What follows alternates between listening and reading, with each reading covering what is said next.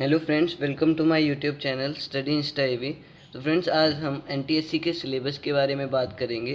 पर उससे पहले मैं आपको बता दूं कि एनटीएससी क्या एग्ज़ाम होता है और ये कब होता है और इसके जो सिलेबस मतलब जो सब्जेक्ट हैं वो कौन कौन से आते हैं। तो सबसे पहले एनटीएससी एक नेशनल टैलेंट सर्च एग्जामिनेशन इसकी फुल फॉर्म होती है। ये गवर्नमेंट द्वारा कंडक्ट किया जाता है क्लास 10th के स्टूडेंट के लिए।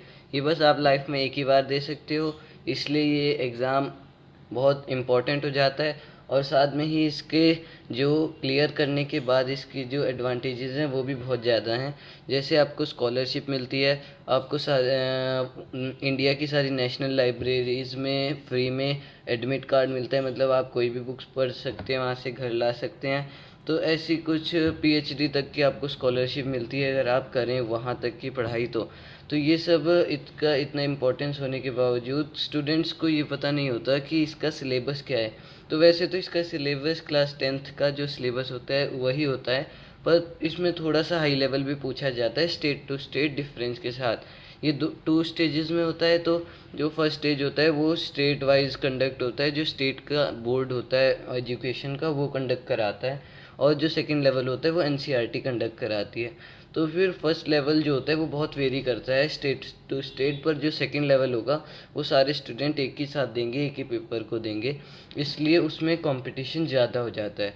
अगर स्टेट वाइज बात करें तो फिर कई स्टेट का पेपर ऐसा होता है जो बहुत हार्ड आता है और कट ऑफ बहुत कम जाती है। पर कुछ स्टेट का ऐसा भी सिस्टम होता है कि पेपर ही बहुत इजी डालें और फिर कट ऑफ बहुत ज़्यादा जाए, क्योंकि फिर स्टूडेंट्स को अगर जिसने अच्छे से पढ़ाई नहीं भी की है तो वो भी उन क्वेश्चंस को कर सकता है जो फिर एक पढ़ा लिखा बच्चा मतलब जिसने अच्छे से पढ़ाई कर रखी हो उसको वो क्वेश्चन आए और दूसरे को भी आ जाए तो फिर उतनी पढ़ाई करने का फ़ायदा ही क्या। इसलिए प्रेफरेबल ये होता है कि आपका जो स्टेट है वो थोड़ा टफ पेपर डाले, ताकि जिस बच्चे ने अच्छे से पढ़ाई की हो वो ही उसे कर पाए और फिर उसका सिलेक्शन हो पाए। तो सबसे पहले बात करते हैं कि ये पेपर कैसा होता है। ये 2 आवर्स के 2 सेट में होता है। पहला सेट होता है मैट का, मैट मतलब मेंटल एबिलिटी टेस्ट, और दूसरा पेपर होता है सेट का मतलब सब्जेक्टिव एप्टीट्यूड। तो इसमें आपका स्कॉलास्टिक एप्टीट्यूड देखा जाएगा, स्कूल के जो वो होता है सिलेबस।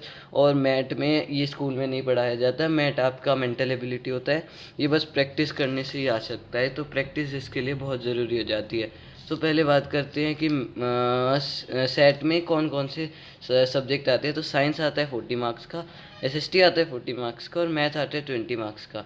तो ये जो एसएसटी होता है यहाँ पे ये बहुत ज़्यादा वेरी करता है स्टेट टू स्टेट लेवल 1 में, क्योंकि मतलब स्टेज 1 में, क्योंकि यहाँ पे स्टेट अपने स्टेट जो होता है वो स्टेज 1 में अपने स्टेट के क्वेश्चन डालता है, मतलब एनसीईआरटी ना पढ़ के अगर आप उसमें स्टेट बोर्ड की बुक पढ़ें तो वो ज़्यादा प्रेफरेबल रहेगा, क्योंकि ये स्टेट बोर्ड का ही जो बोर्ड होता है वो इस एग्ज़ाम को बनाएगा आपके स्टेज 1 में। तो फिर वो ज़्यादा प्रेफर करते हैं कि हम अपनी स्टेट के बारे में ज़्यादा पूछें और बच्चों को ज़्यादा जानकारी हो। पर ऐसा भी ज़रूरी नहीं है, कुछ स्टेट्स ने एनसीईआरटी भी अडॉप्ट कर रखी है तो उनका पेपर एनसीईआरटी से ही आता है। अगर आपको कोई स्टेट वाइज कंपैरिजन चाहिए तो आप मुझे कमेंट्स में बता सकते हैं, मैं एक बार उसकी वीडियो बना दूंगा। पर अब चलो सिलेबस की बात कर लेते हैं, फिर बुक्स की बात लास्ट में करेंगे। तो अगर फ्रेंड्स आपके पास आपको बोर्ड्स पे भी फोकस करना है और आपके मतलब स्कूल में भी एग्ज़ाम हो रहे हैं, तो मैंने सिलेबस में 2 टाइप का लाया हूँ। एक मेन टॉपिक वाला सिलेबस है और एक सिलेबस है जिसमें आपको पूरा डिटेल्ड सिलेबस है। अगर आपके पास टाइम कम है, जैसे अभी तो मई हो गया है, जो मई है वो आधा हो गया है, तो फिर हमारे पास ये एग्ज़ाम होएगा नवंबर दिसंबर में। तो हमारे पास टाइम बहुत ज़्यादा भी नहीं है पर बहुत कम भी नहीं है। तो ये आप पे डिपेंड करता है आप कौन सा सिलेबस पढ़ रहे हो। आप यहाँ पे स्क्रीनशॉट ले सकते हो। तो जैसे ये साइंस का सिलेबस है, ये सिलेबस क्लास 10th के ऊपर है, पर आपको अगर मतलब फुल ही मार्क्स चाहिए, मतलब पूरा कट ऑफ से भी बहुत ऊपर मार्क्स चाहिए कि 100% सिलेक्शन हो जाए, तो आपको थोड़ा 8th और 9th क्लास का भी आना चाहिए अच्छे से, क्योंकि वो कंसेप्ट भी आ जाते हैं इसमें।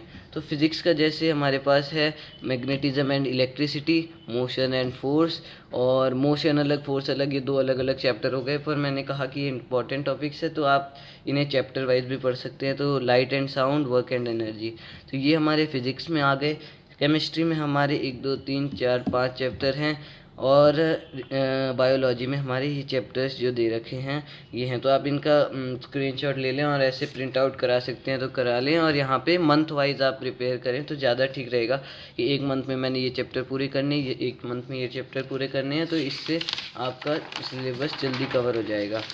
अब बात करते हैं सोशल साइंस की, जो एक डिसाइडिंग फैक्टर होता है इस एग्ज़ाम में, क्योंकि बच्चों को सोशल साइंस ज़्यादा पसंद नहीं आती है, पर 40 मार्क्स का यही जो साइंस जितने मार्क्स का यही टॉपिक आता है।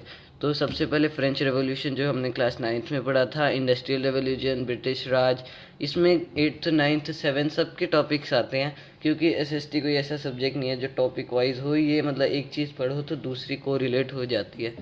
तो Indian freedom struggle, conquerors from distant land, popular movement, nationalism in various countries, तो ये सब ये हिस्ट्री का है, ये ज्योग्राफी का है, ये सिविक्स का है।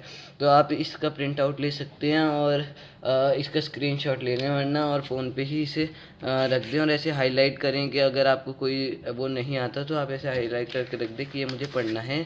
और एसएसटी पहले ही अगर आप सितंबर तक ख़त्म कर दें और फिर 2 मंथ रिवाइज़ करें तो ये बहुत अच्छा रहेगा, क्योंकि रिवाइज़ करना बहुत ज़रूरी है। और ये है हमारे मैथ्स के क्वेश्चन, इसमें profit and loss class 7th 8th का आता है, और ये सब जो चीज़ें हैं ये मैथ्स में बेसिक होना बहुत ज़रूरी है, वरना इसके क्वेश्चन करना मुश्किल हो जाता है। और इसके लिए सबसे ज़रूरी है कि आप PYQ सॉल्व करें अपने स्टेट के, कुछ स्टेट के मिलते नहीं हैं, पर आप दूसरे स्टेट के भी करें तो आपका स्टेट ज़्यादातर कवर हो जाता है।